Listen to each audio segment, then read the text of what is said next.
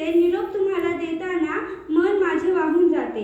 वंदनीय गुरुजन वर्ग व आजच्या कार्यक्रमाचे अध्यक्ष व येथे जमलेले माझ्या मित्र मैत्रिणींनो, आज सर्वांना माझा नमस्कार। आज तुम्ही व आम्ही इथे इयत्ता 7वीच्या निरोप समारंभानिमित्त येथे जमलो आहोत। नमस्कार, माझे नाव श्रीशा शंकर शिवेकर, मी इयत्ता 7वी शिकते। माझ्या शाळेचे नाव जिल्हा परिषद प्राथमिक शाळा करंजविरे। कुंभार ज्याप्रमाणे मातीच्या गोळ्याला सुंदर असा आकार देऊन मडकी घडवतो, त्याप्रमाणे या शाळेतील प्रत्येक शिक्षकांनी आम्हाला घडवले। आमचे काही चुकल्यावर आम्हाला समजावून सांगितले, आम्हाला उत्तम शिक्षण दिले।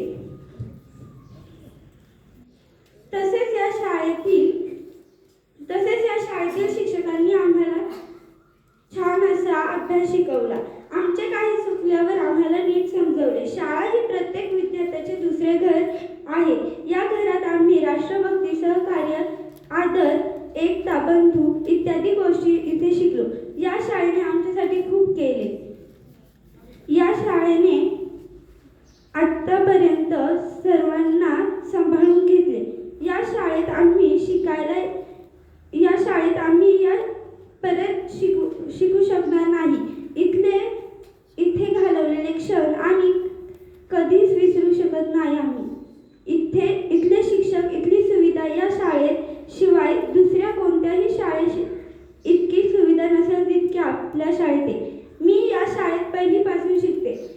पहिली म्हणजे मला जुनी शाळा आठवते। पावसाळ्याच्या वेळेस आम्ही जुन्या शाळेमध्ये असल्यावर तिथून पावसाचे पाणी आत यायचे। आम्हाला बसायला जागा नव्हती की उठायला नव्हती। आणि आजच्या काळातली जर इमारत बघितली आपल्या शाळेची तर इतकी भव्य व सुंदर आहे की याच्यात प्रत्येक सुविधा आहे।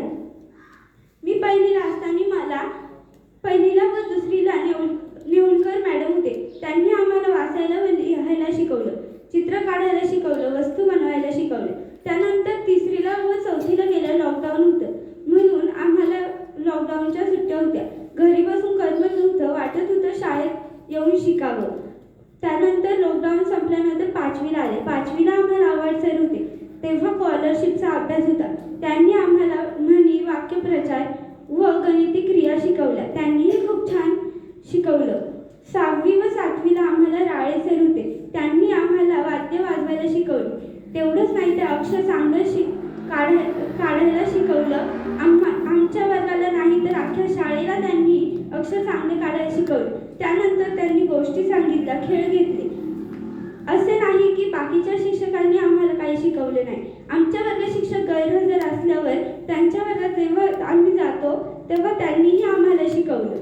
2-3 महिन्यांनंतर आमच्या शाळेत 2 नवीन शिक्षक आले, ते म्हणजे सस्ते मॅडम आणि गवळी सर।